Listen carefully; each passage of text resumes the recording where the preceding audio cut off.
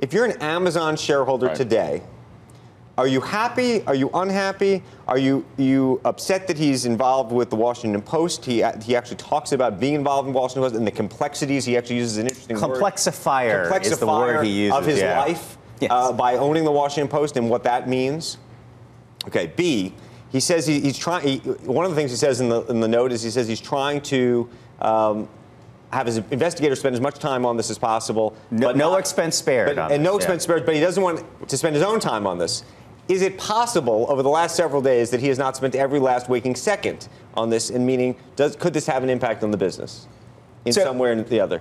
Then I want to know on the media side, could there be a criminal investigation / indictment both of David Pecker and of AMI, effectively putting this company out of business? What does this mean for the world of media in terms of how media organizations get treated as journalists or non-journalists when you start to see or if you're a media organization owned by a billionaire that's under threat by it. So there's a million things going on with this. Where do you want to start? So let's start with the investor thing. So look, if you're an Amazon investor, I think ultimately this specific thing you shouldn't be too bothered by, right? Because again, this involves his personal life, a little bit the Washington Post, and this. By the way, some people think it's fabulous what he just did. I mean that he's standing up for himself and saying, you know what, I'm not going to take. I mean, there are people who are people who hate Jeff Bezos on a normal day, who think that he is the modern day version of Jesus. I swear. The other point on this as well is that the share price. I mean, it's down 0.6% this morning, but so is the broader market. The share price has never really reacted to this, and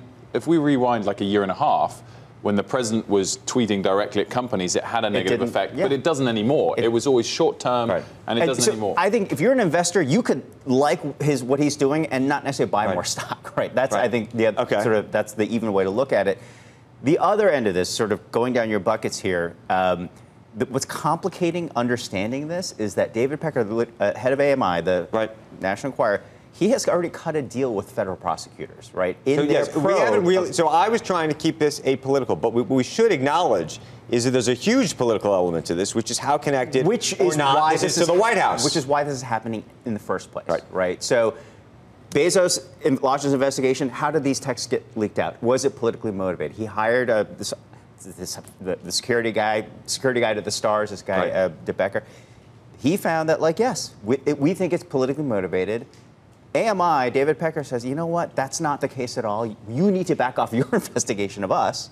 And so that's where the blackmail starts to happen. But, if you back this off, we will stop. Just to put some even more parameters around it, the reason why people think it's political is they think that Pecker is in bed with Trump. He's closely aligned to Trump. Closely aligned with Trump. Pecker put together a special issue on behalf of MBS at one point. Which is for Saudi Arabia comes into on behalf of Trump. I mean, there's a lot of crisscrossing connections, and then Lauren Sanchez's brother, who they think actually somehow got the pictures, is apparently some pro-Trump supporter, and they have a view internally that somehow he was the one who got the pictures and leaked them to the National Enquirer. Just to put the full let's just make it more as complicated as possible. So we were reading through Bezos' post last night. It's like trying to solve for X. It's like, wait a minute. He said, because he doesn't, this is where he could have used an editor. It was not entirely clear what he was claiming in terms of where Pecker's loyalties were really lying. Is he trying to help Trump by trying to hurt me? Is that what's happening?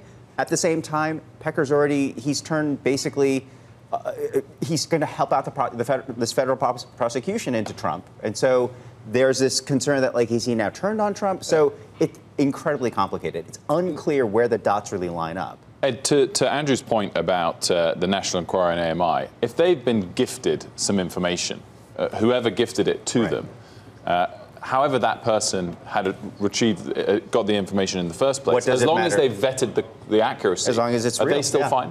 I mean, again, you can decide whether this whole topic is something people should be chasing anyway. It's not. So we're talking about, sort of the tenets of journalism. If you have information that is relevant, and AMI and National Enquirer felt that, he's a public figure, this is as long as they did not steal it themselves. Right.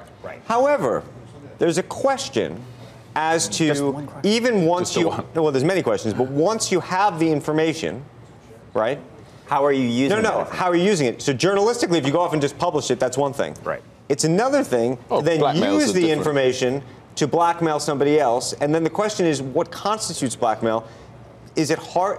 Can can lawyers blackmail each other? That's another question, because all of this is being done by lawyers to other lawyers, which also is very protective of the ultimate client in terms of from the way our legal system seems to work. So yeah, the emails that Bezos posted show like lawyer to lawyer communication. Not right. And does that constitute blackmail on behalf of the client? Are the lawyers? I mean, jumping. So there's a lot of layers. So the deal that that David Pecker has with federal prosecutors, that deal could be in jeopardy now, right? If they determine that this is blackmail, that if you've basically violated law, like our deal is off, right? That's one thing. So that there's a big liability there. That could have implications for Trump in terms of whether he becomes a state witness or not. And then on top of that, there is back to your question, Wolf, like, what was the point of, how did you get this information? What was the point? Who gave it to you? Where does, I think... I have another question as well, which is sort of semantics, actually, more than anything. But Mr. DeBecker, the security boss... Security guy to the stars. Said that Mr. Bezos' phone was not hacked. Now, he implied in the report, according to the reporting from the Washington Post, that it might have come from a government entity. And I don't know why that then means it's not hacked. If this is 2 text messages between 2 people and neither of them have leaked it, I would still class that as hacking of some sort. Again, it's semantics. So there's a good chance that... Okay, go.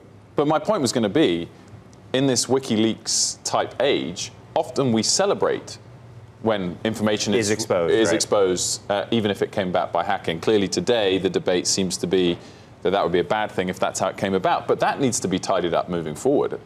Right is right and wrong is wrong. It should be the case, always. Should always be the case, but you're wondering about how, if there was hacking involved, and who was either way, a government entity, if that's where it came from, which we don't know, doesn't have the right to do this.